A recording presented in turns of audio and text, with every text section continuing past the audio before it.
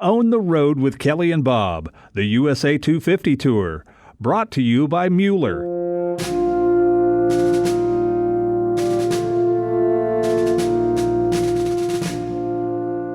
We, the people of the United States of America.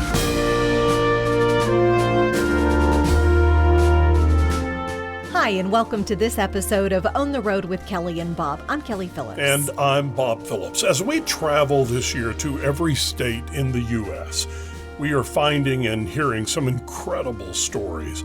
Lots of tales about things we've heard about, except we're hearing the backstories, the story behind the story. All of this, of course, is part of our USA 250 tour in honor of the 250th birthday of these United States of America. And this week we are in the state of Maryland. There is a place here that folks say is tucked so deep in a hollow, the sun barely gets a chance to say good morning before heading back down again. And if you grew up here, well, your roots aren't just in the soil, they're in the coal dust and in the history of the American frontier that refused to be tamed. I have the good fortune of having grown up in Claryville, Maryland, and both of my great-grandfathers died in mining accidents in Eckert, which was a mile up the road from Claryville. So we were very, very local. But my dad was a smart guy who valued education, and my mom literally never learned how to drive. So it was a really neat mix of knowing what was going on in the world and having literally your grandparents half a mile up the road. Dave Williams grew up in these parts where he started out as a horn player in a soul band, and he ended up as the keeper of the keys to the past. He never set out to work with a group like the Allegany Historical Society, but today he is a key figure in that organization that's keeping the stories of places like Cumberland, Maryland alive. Yes, he is. It was a long road that brought him to this moment. And that road had lots of twists and turns. I went to the University of Maryland, College Park, out of high school. I got a degree in archaeology right when the federal government got out of the archaeology business. So then I came back up here and I went to graduate school in fisheries biology just in time for the government to get out of that business. So career timing was shaky. But my hobby around music and production and live presentation ended up getting me into radio. And that really got me interested in the community itself. After stints as a radio guy, a PR person at a community college, and the owner of a marketing firm, Dave found himself touting tourism in the area where he grew up. It was a job he never intended to have, but a job he had been preparing to do his whole life. Put us in exactly the right place to lead the charge into tourism after all the factories had closed here. Our ad agency literally was founded in February of 1985. It's a community arc toward a new focus on our balance of trade with the region. You know, it's called tourism, but it's a lot more than that. It's about our ability to draw disposable income in from all around us. We were a regional hub in the 1950s, and the opportunity to be that again for entertainment, for the basic tourism type destination development was there. So just what is there to bring tourists to this area around Cumberland, Maryland? Well, it just so happens to be one of the most important spots in the story of America. For so many reasons. Like the fact that this is the place where a young military man named George Washington, that George Washington, had his first command. He is widely credited with starting something called the French and Indian War. It's also a spot where an aging George Washington, now President of the United States, had his last military command. There's actually a three-way dynamic there that history books don't often cover, because the Iroquois were an extremely sophisticated nation, and they were forced to decide between whether it was better to work with the French or the British. And so Washington goes up innocently, and barely 22 years old now. He goes and meets the French at the fort they're building, Fort Duquesne. and tells them, you need to leave. So that's what pushed George Washington up through here and into the French and Indian War. And what he finally did was George Washington, 22-year-old young officer in the Virginia militia, started the French and Indian War on his own. And so Washington walks with his troops Indian style through a rainy overnight, unsportingly ambushes the French at breakfast. And that's how it all started. That's how it all started. And while Washington's trying to figure out a way to communicate with the French, because he doesn't speak any French, his guide literally jumps over his shoulder and tomahawks the commander of the French troops. Those kind of stories are really part of our community's history. Now, if you fast forward to 1794, George Washington has grown as a person. We have a nation, and he is character, but Washington's resolve to make something happen at the end, that when he didn't win many battles, but when he arrived at the battlefield, his people reorganized. He was that big. He became mythic, and he became centered in some kind of great cause. And so in 1794, he's the president. He's old. He's within 4 years of his passing. So he reaches Cumberland, and he keeps copious notes on all this. And it was like the Blues Brothers. He put the old band back together. Light Horse Harry Lee, Daniel Morgan. He was calling them up to meet me in Cumberland and bring your guys. So he had assembled a militia army with the intention of suppressing this uprising. But his intention was to not shoot fellow Americans. His intention was to impress them with the fact this was not winnable. And when you say Cumberland, you're talking about where we're sitting today? Right here. The same spot that he was in 1755 with Braddock when they left for Fort Duquesne. He returns to those parade grounds in 1794 as the only American president ever to supervise troops in the field. And so we've got the beginning, literally the first day that George Washington commanded troops in the 1750s, and the last day he commanded troops in 1794. Both happened right there. Right here where we're sitting. So we are absolutely not only the gateway of the West, we're Maryland's first frontier, and we're the beginning and the end of George Washington's military career.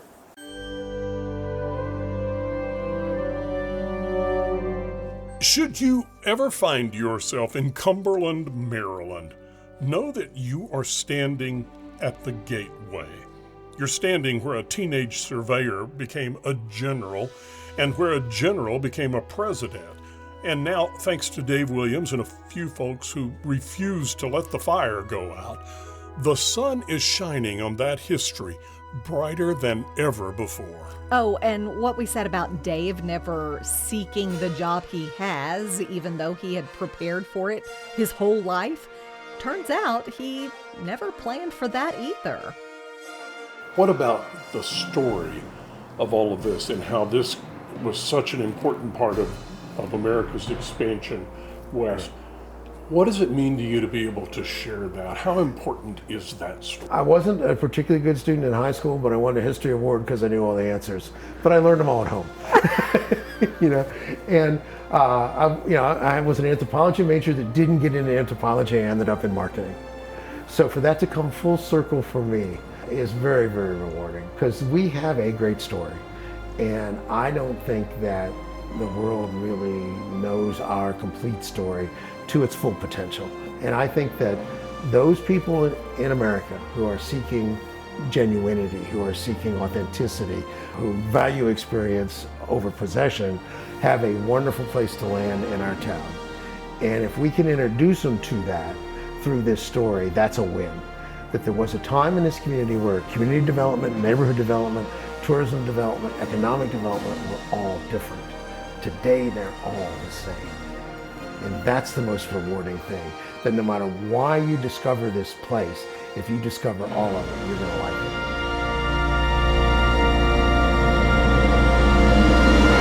it. So we teased you with the fact that there is a lot more to the story of Cumberland, Maryland. Well, truth is, the whole George Washington thing is not something that lured us there in the first place. That is one of those unexpected stories that just popped out of nowhere. Dave Williams started talking about our first president's time in this area, and, well, he had us hooked. And the story we really went there for, that too involves a young George Washington and his role in what was then known as the westward expansion of the United States. You see, back in 1754, this place was the edge of the map.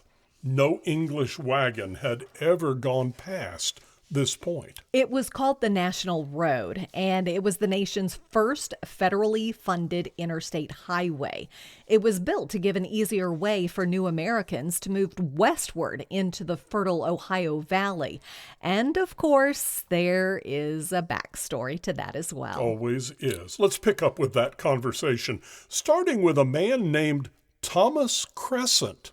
On one hand, he is literally the rattlesnake colonel. And on the other hand, he's the revered man that the DAR is named after. So he's both. So as many of those people were. Absolutely so. And he was the Ohio Company. The Ohio Company was really what drove settlement through here. And it was a group of wealthy Virginians that included George Washington's family. And Crescent was an absolute necessity for them because they didn't know what was out here. They lived on plantations in Virginia. So Crescent weaseled his way in or worked his way in, depending on how you view it. He was a combination of Halliburton and Blackwater for the Ohio Company. Oh, yeah. He was their muscle in one hand, and he was their provisioner in the other. And when trade goods came to the colonies with the governor's boat, they literally were, Robert Dinwiddie came to be the governor of Virginia, and the Ohio Company's trade goods were in the same boat. So when they got this far out, they gave those trade goods to Crescent. Okay, you say this far out. This was the edge of the frontier. It was one point. absolutely the Mid-Atlantic's first frontier. That the lucrative land that was both available for farming and fur trading in the Ohio Valley was directly west of this spot. So you could go west up in upstate New York, but you'd end up in the Great Lakes. And you wouldn't really be in that fertile Ohio Valley. We were the shortcut to the Ohio Valley. And so the Wills Creek, which is just a couple of feet beyond our building here on the side, where it converges with the North Branch of the Potomac, is the shortcut. That's why Fort Cumberland was built here. That's why Braddock's expedition to take Fort Duquesne started here, because this gateway got you there the fastest way. Otherwise, what did you have to do if you didn't do this? Well, you would have to portage around something. You'd have to go further south and until the Alleghanies flattened out. You're not going to go over them. No. What was interesting was if you stand in front of Emmanuel Church in Cumberland today, behind you is the Narrows. And if you're standing there in 1754, no English wagon had been west of you, literally. That's scary. Well, that's unknown. Maryland was settled in the 1630s by the Ark and the Dove. Maryland was primarily a plantation state. And they tried to create an economy around southern plantations near Frederick and near Baltimore. They were living in brick mansions that were not dissimilar from how English people lived in the countryside. Out here, you built your own cabin, and it was like 600 square feet. And it was made out of logs. Yeah. So it was pretty risky being out this far. George Washington visited this spot, this very spot, in 1748, 1753, 1754, and 1755. Why? Because he was in a social circle in Virginia that included the Fairfaxes. And he, with his father dying young George Washington was very ambitious. So he comes here as a teenage surveyor using his father's surveying equipment to find the source of the North Branch, because Lord Fairfax was interested in knowing how much land the king had given him. It was 500,000 acres. That's huge. And Fairfax had never even been to North America. So he decided he would need to get here and see what he had. And George Washington, as a semi-neighbor, became involved in that whole process. So that ended up becoming the Ohio Company. So he comes back in 1753 as a Virginia militia major, but really working for the Ohio Company. And he's given guides. Christopher Gist and Nemacolin, the Lenape Indian, are delivered to him and say, they know how to get west. Figure it out. And they did. And they did. And what they did was this geological history of the Gateway that went from migrating animals to indigenous people to settlers. Nemacolin was an Indian chief in the Lenape tribe who lived on the other side of the divide. He lived in southwestern Pennsylvania. He was very friendly with a number of settlers, including the Cressups. So in sequential years in the early 1750s, Cressup and Nemacolin began to develop Nemacolin's path. It was a trail. It was a one pack horse wide trail that basically got into the Ohio country. Nemacolin worked first with Cressup, then with Gist and Washington to develop this road. And what the King's deal was with the Ohio Company was, if you can establish a trading post every 20 miles on the way to the Ohio, we'll give you all the land. But he didn't necessarily own the land, but it didn't bother him. He's just going to give it away. He's the king, the king owns everything, right? And so the whole idea, the French and Indian War was in some way an extension of this European conflict between two superpowers, but it didn't start as a shooting war here. What happened was, to get to where the Ohio Company needed to go, they eventually discovered the French were already there. And the French were trading cooperatively with Indians up there. We're the center of the Western world in 1754. Two superpowers are fighting over what's happening here. So this is not unlike Ken Burns' view of the American Revolution, that there was this discussion in Britain about what was the value of these colonies. What do we need to do? And so they finally came to the conclusion that a couple of thousand really good British troops would just end all this. The colonials are incompetent. Oh, that'll be simple. We'll just go over there and put it into Exactly. Well, Braddock gets here, and it's just a comedy of egotistical errors. He doesn't land in the right place. The wagons that were arranged by Benjamin Franklin to meet him are up in Pennsylvania. He's down in Virginia. So he says, how do I get to where I'm supposed to be? But not in a cordial way. And they said, well, you got to meet George Washington, who had now quit. George was so embarrassed by what happened at Drummondville Glen, he had come home, and he was at Mount Vernon. So literally, Braddock had to go find Washington to get him to here. And what Washington wanted was a commission in the British Army. And Braddock says, that never happens. You weren't born in England. You were born here. Mm-hmm. To be a British officer, you had to be born in England. You're one of the colonists. Right. So the compromise was Washington became his aide de camp. So he had his tent next to Braddock's, but he wasn't an official British officer. And throughout the whole thing, at the beginning, Washington idolized Braddock. Everything that Washington wanted to be, Braddock was. He was organized, he was in charge, he was revered, and so George writes letters home to his half-brothers going, I like this guy, I'd like to be like this guy.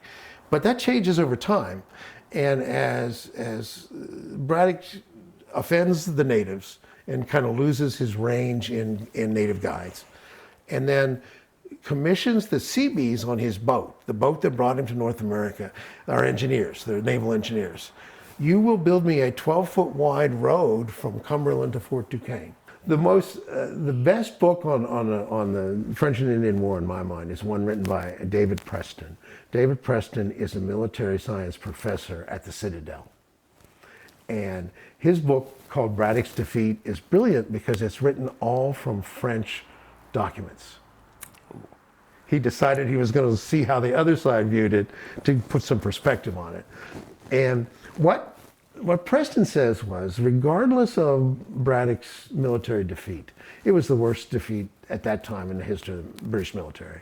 I mean, literally all his officers were killed. 600 people were either captured or wounded. It was a total abject defeat. He was mortally wounded, and the only reason they got back to Fort Cumberland was Washington. Washington held his guys out of the fight and said, get around the edges, guys. This is a trap, And Washington eventually assembled some order to get a retreat, or they would have all died. And Washington himself, at that moment, had 4 bullet holes in his coat and lost 2 horses that day. So his self-view that he was somewhat immortal in combat was well-founded in Braddock's defeat. But he made it back to Fort Cumberland and realized, I can't get back to Mount Vernon quick enough.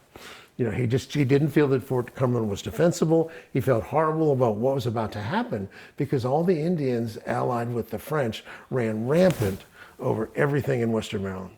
Any settler was at risk of being burned and scalped by Indians because the British just failed. And so that whole thing was just a fascinating process. But Preston thinks that the military engineering achievement of Braddock was unprecedented in its day. He got within 6 miles of Fort Duquesne before it happened. And they actually could have moved forward and taken the fort, but they left about half their troop behind at Christopher Gist's plantation in Pennsylvania, and that guy was a coward.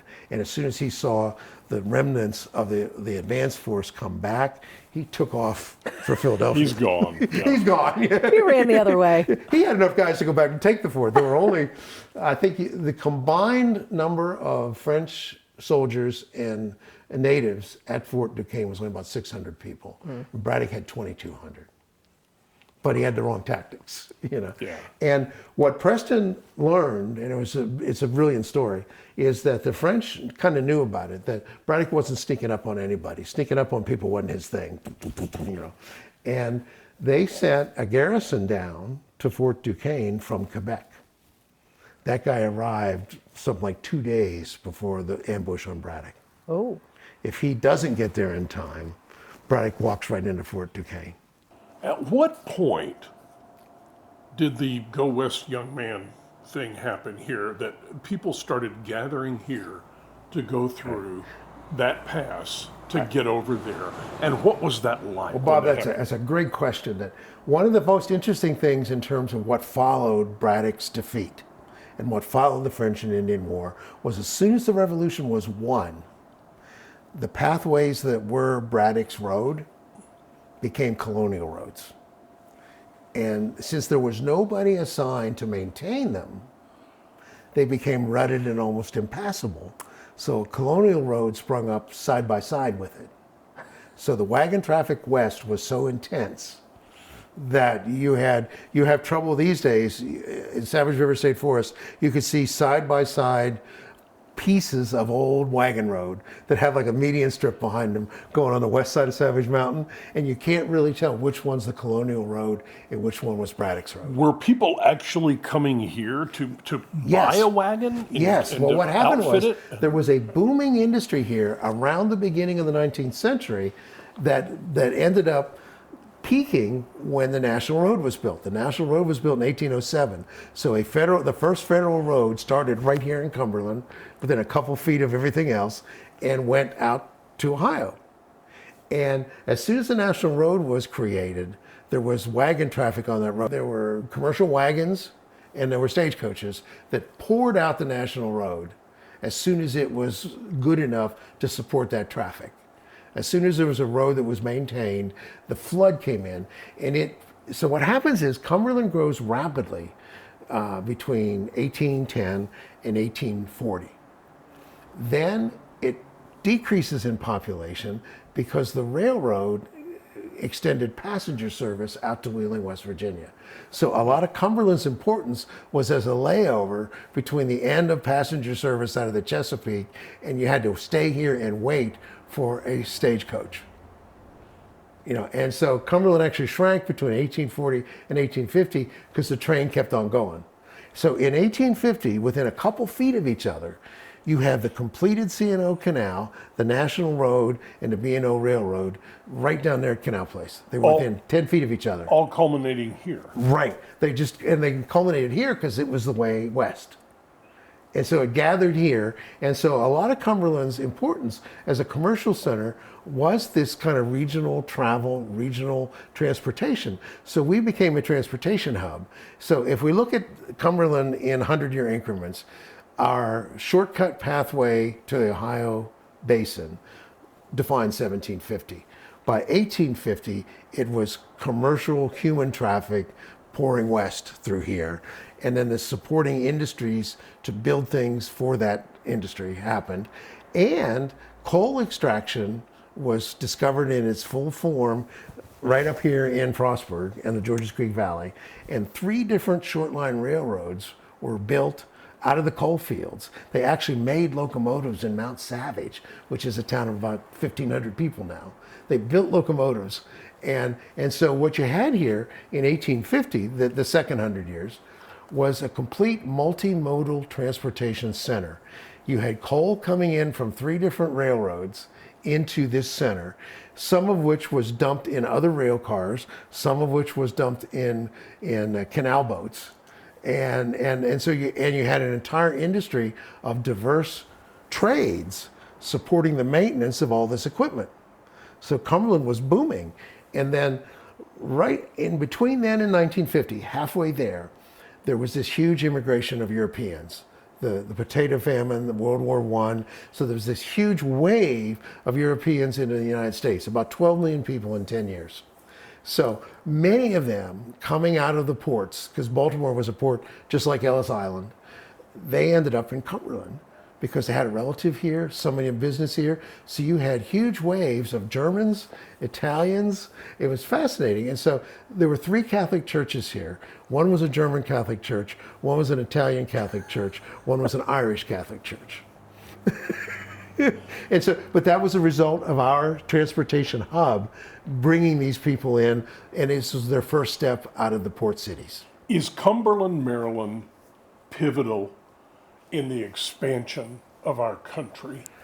Absolutely so. I don't think there's any question that Cumberland's arc over the first 200 years of our city represent the nation's arc.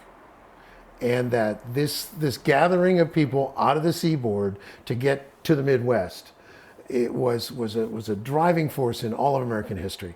It goes back to the Revolution itself. And George Washington was extremely interested in the Western lands.